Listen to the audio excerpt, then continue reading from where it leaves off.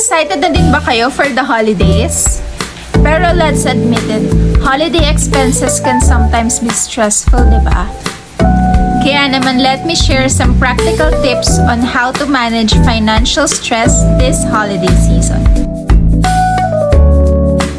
Bago ka pa mag-shopping, gumawa ka na ng budget. Isulat mo kung magkano lang ang kaya mong gastusin for gifts, food, decorations, at iba pang holiday needs. Kapag may malinaw kang budget, mas madali kang makakaiwas sa overspending. Hindi mo kailangan bilhin lahat ng gusto mo o ng ibang tao. Tanungin mo ang sarili mo, kailangan ko ba talaga to o gusto lang? Focus on meaningful gifts instead and things na talagang importante. Kung tight talaga ang budget mo this year, huwag kang mahihiya magsabi. Pwede ka mag-suggest na mas simple at mag-agree kayo on a spending limit. Remember, hindi naman ito tungkol sa kung magkano ang nagastos ng bawat isa. It's the thought that counts. Hindi laging kailangan gumastos na malaki para lang mag-enjoy.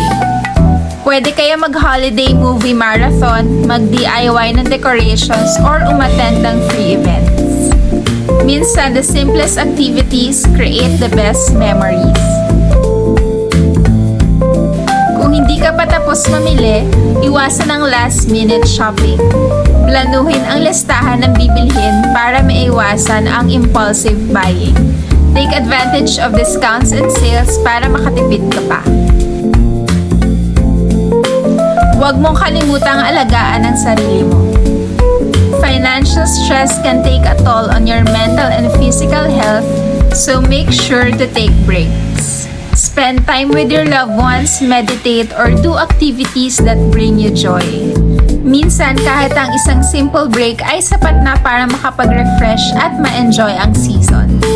Tandaan, hindi sa halaga ng ginastos na susukat ang holidays, kundi sa paggawa ng meaningful moments kasama ang loved ones natin. Take it one step at a time, sundin ang mga plano at huwag kalimutang mag-enjoy. Ang presence ay laging mas mahalaga kaysa presents. Wishing you all a joyful and stress-free holiday season.